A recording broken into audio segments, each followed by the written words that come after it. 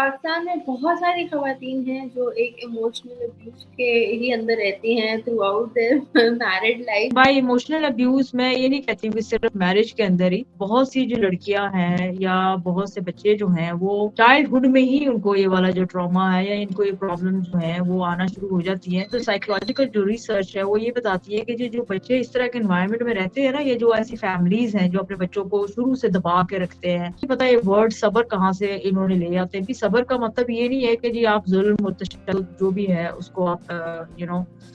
अपने ऊपर बर्दाश्त करें। यहाँ पर आपको इमोशनल अब्यूज़ हो रही है, दैट इज़ वेरी इंपॉर्टेंट कि आपके पास सपोर्ट ग्रुप्स हों, आपके पास कोई ना कोई उसकी अवेयरनेस हो।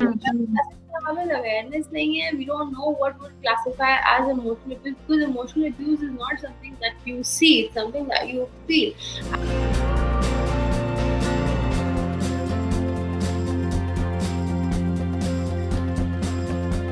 अस्सलाम वालेकुम everyone, welcome to women's lounge with Shiza and Naima. अस्सलाम वालेकुम जी। उम्मीद करती हूँ आप सब खैरियत से होंगे और आज का डिस्कशन स्टार्ट करते हैं। तो आज हम लोग बात करने वाले हैं ऑन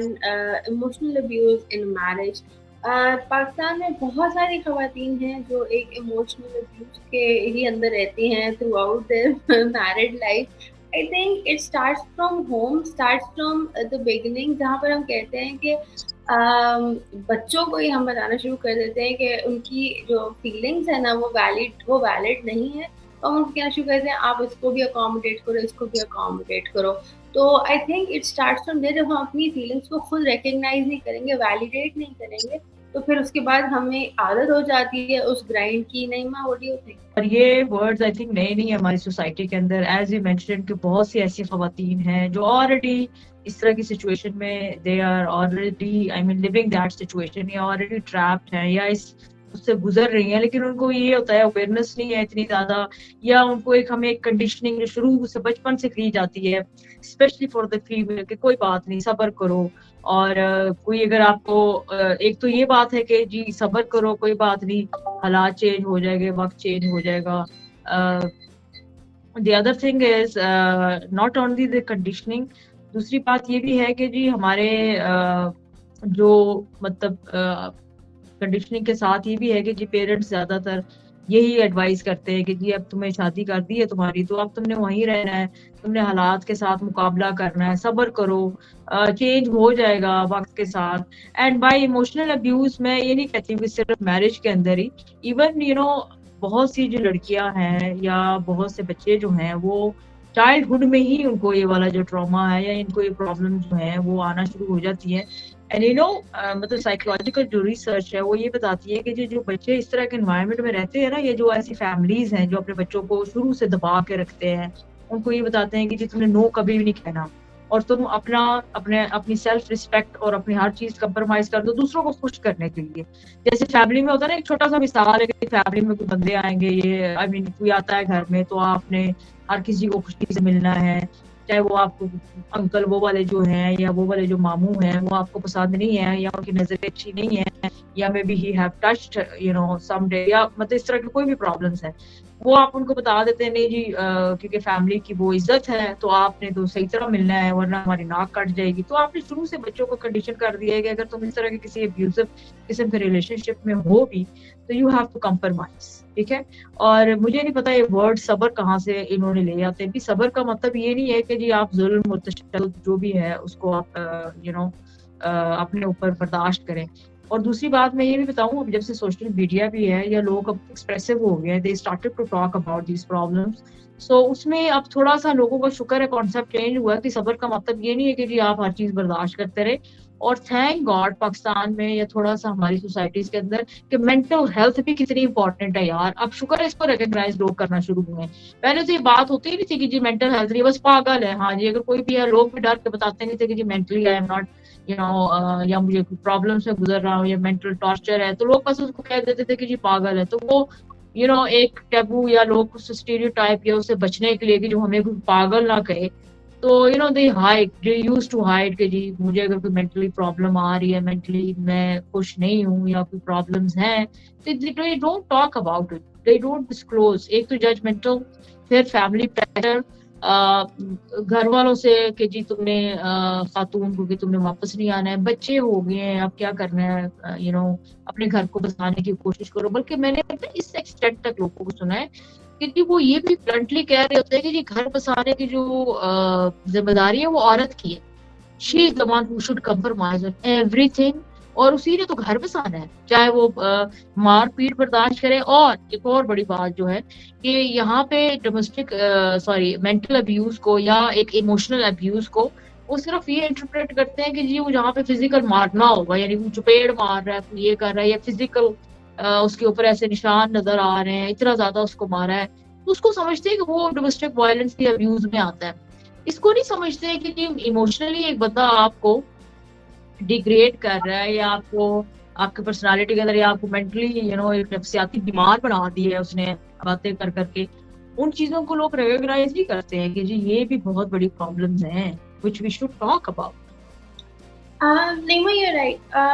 अच्छा, 2-3 बातें आपने की। सबसे पहला तो ये कि जहाँ पर हम कहते हैं कि कोई बंदा पसंद नहीं आपको फैमिली में, तो मतलब somebody has been abusive towards you, I think इस चीज़ को तो बहुत इम्पोर्टेंट है। पेरेंट्स जो है इसको रिकग्नाइज ही नहीं करते, इसको तो केटर फॉर ही नहीं करने की कोशिश करते कि बच्चा जो है किसी रिलेटिव से खिंचता भी है तो क्यों खिंचता है। They don't even try to understand it. और इसको बात को मतलब कि आई डोंट थिंक इसको इमोशनल अब्यूज में लेकर आएंगे। इट्स मोर लाइक आप बच्चे की वही नहीं रखते कि आप तो उसको खुद रिकग्नाइज नहीं कर रहे कि वो एक प्रॉब्लम है। बिकॉज ऐसा नहीं हो सकता कि आप चीज़ को रिकग्नाइज करेंगे प्रॉब्लम है और आप एज अ पेरेंट अपने बच्चों को प्रोटेक्ट ना करें फ्रॉम दैट पर्सन। ये I think it goes against the nature. I don't know मर्दों का क्या हिसाब होता है, लेकिन as a mother I know it for sure कि मेरे बच्चे को कोई बुरी तरह ट्रीट करेगा तो मैं उसको कभी वैलिडेट नहीं करूंगी, और मैं उसको कभी भी नहीं कह सकती कि हाँ तुम मेरे साथ you need to get along with that person. I don't know मर्द हजरात का क्या होता है इस बारे में, but mother as itself they have a very protective nature. लेकिन second of all I think कि जहाँ पर मेंटल हेल्थ की बात आती है, अवेयरनेस तो बहुत बात की जाती है, बट स्टिल पिन पॉइंटिंग के कहाँ पर आपको इमोशनल अब्यूज हो रही है, दैट इज वेरी इंपॉर्टेंट कि आपके पास सपोर्ट ग्रुप्स हो, आपके पास कोई ना कोई उसकी अवेयरनेस हो। हमें अवेयरनेस नहीं है, we don't know what would classify as emotional abuse, because emotional abuse is not something that you see, it's something that you feel, and everybody has a different level of feeling। कुछ feel करते हैं, कुछ नहीं feel करते, और देर बाद उन्हें समझ लगती है। Do you understand? मतलब बिकॉज हम लोग उस से हमारा दिमाग ट्रेन नहीं किया गया हुआ कि हमने किस तरह से इन चीज़ों इन सिचुएशंस के साथ डील करना है। So I think that is very important, because आप देखो ना कि जब हम कह देते हैं, शुरू में कहते हैं कि नहीं फलाना कोई भी है वो आपसे बड़ा है तो वो आपको सॉरी नहीं करेगा, आपको सॉरी करना है, ठीक है। So it starts from there कि क्योंकि वो बड़ा है तो वो उसकी वो है, तो मतलब कि आप ही गलत हैं। सो आई थिंक कि डिनायल का सिस्टम शुरू होता है and then it just sort of continues. या और दूसरी बात एज यू मेंशन के जो हमारे सोशल मीडिया के अंदर जो वुमेन ग्रुप है, I think we have made a research and a documentary on that, her safe haven her. So उसमें हमने यही इतने ज्यादा जो सैंपल्स थे, इंटरव्यूज थे, तो इफ यू रिमेम्बर के सारे ज्यादातर वो खवातीन थी जो दे फील कंफर्टेबल कि चलो it's women only group and they talk about the mental abuse. और उसमें वही बात है कि एनोनिमस होकर आप लिख सकते हैं कि आपको कोई जज नहीं करता। तो उसमें कितने केसेस थे ऐसे जिनको बहुत से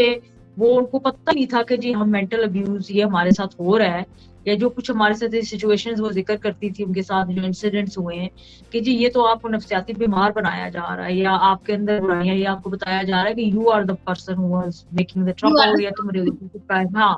सो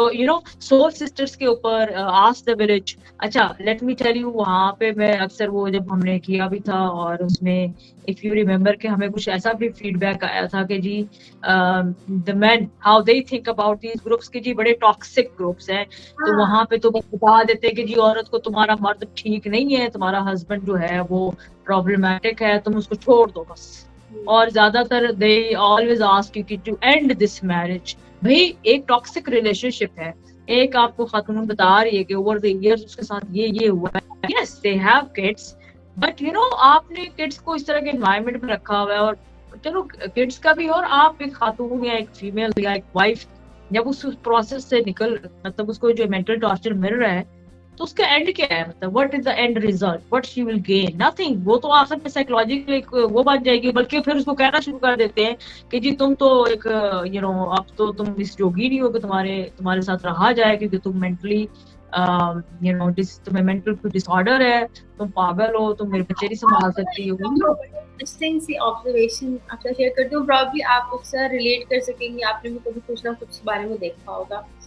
जितनी शादियां होती है ना शुरू में ना, मतलब मैंने ऑलमोस्ट 90% 95% शादियां जो हैं वो इस तरह की देखी हैं, people who are you know अब मेरी अम्मा अब्बा की एज के लोग होंगे। सो व्हाट हैपेंस इज कि जब शादी होती है ना तो लड़की दबती रहती है और अब्यूज में आती रहती है, बट ऐसा नहीं है कि वो इतनी डफर नहीं है कि उसको पता नहीं चलता कि उसके साथ अब्यूज हो रही है। आपने बहुत ज्यादा केसेस देखे होंगे कि वो जो लड़की है ना वो इतना दबती है कि लेकिन जब उसके बच्चे बड़े हो जाते हैं तो वही होती है जो ना मियाँ से डिस्टेंस हो जाती है, हर बात उसकी नेगेट करती है क्योंकि उसको पता है उसके बच्चे बड़े हो गए हैं, तो उसको कोई एक सपोर्ट सिस्टम उसका बन चुका है। So I think that is also, but then again because she has been through that grind, तो मतलब आपने अक्सर देखा होगा जो मियाँ है ना वो बस ऐवी एक होते हैं, तो जो खवातीन होती है ना व्हेन दे एज तो वो थोड़ी स्ट्रांग हो जाती हैं, उनका हाउस होल्ड में ज्यादा वो हो जाता है, मतलब जो मियाँ शाह रिटायर भी हो जाते हैं और यू नो एक वो हो जाता है, बच्चे बड़े हो जाते हैं, बच्चों की शादियां वगैरह हो गई भी होती है, तो जो रिटायरमेंट जब मियाँ की होती है मेल हस्बैंड की होती है तो खवातीन जो है उस टाइम एक बड़ी स्ट्रांग पोजीशन होती है, उनके बच्चे जो है ना उनका एक सपोर्ट सिस्टम बन चुके हुए होते हैं, और उस टाइम पर वो अपनी जो अब्यूज इमोशनल अब्यूज होती है उसका पूरा बदलाव डाल लेती है, बट द थिंग उनकी तो जिंदगी वेस्ट हो चुकी हुई होती है ना, now there is no going back other than just you know sort of revenge and vendetta जो रह जाता है, बट उसके अलावा